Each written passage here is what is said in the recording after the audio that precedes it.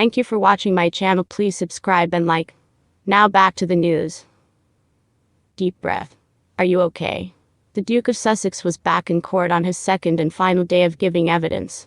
He entered the witness box just before 10:30 a.m., did a little neck roll, took a sip of water and prepared for the ordeal ahead.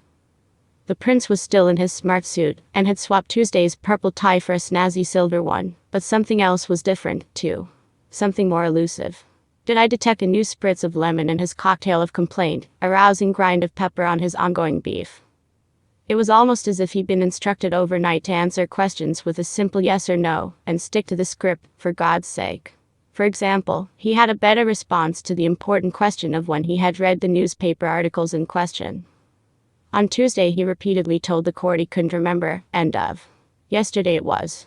I can't remember, but that is to suggest that the stress has been reduced, and it hasn't been. Soon we were roving over evidence about his wild and crazy younger life, including an injured knee that delayed his entry to Sandhurst, his trips to lap dancing clubs, his boozy playboy lifestyle, and his relationship with Chelsea Davy.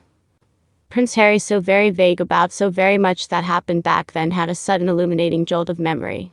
He argued that he did not go to a London nightclub called Amica once a month. I don't believe I was there that often, and doubted the newspaper's version of events. I don't see any quotes from the Lithuanian lap dancer who sat on my lap. However, we all know Harry by now. Give our guy a public platform and it won't be long before he is complaining about his privacy. Although, to be scrupulously fair, this is a phone hacking trial, and not an exercise in vengeance. Or is it? During his cross-examination by Andrew Green KC, acting for MOIR Group newspapers, Prince Harry revealed that he decided to bring the case after meeting lawyer David Sherborne in the south of France, sometimes known as a sunny place for shady people, but of course that is not relevant here. Harry also revealed that part of his impetus for the lawsuit was a desire to do something about the abuse and hate that was coming towards me and my wife in recent years. So an exercise in revenge and punishment rather than one in justice and ethics. In his witness statement, Prince Harry grandly described himself as someone who wants to save journalism as a profession and a soldier upholding important values.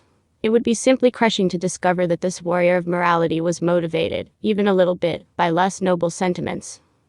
Despite his new focus, it wasn't long before the prince was drifting far from shore again, answering the questions in his head, rather than the ones he had just been asked, and taking any opportunity to expound on his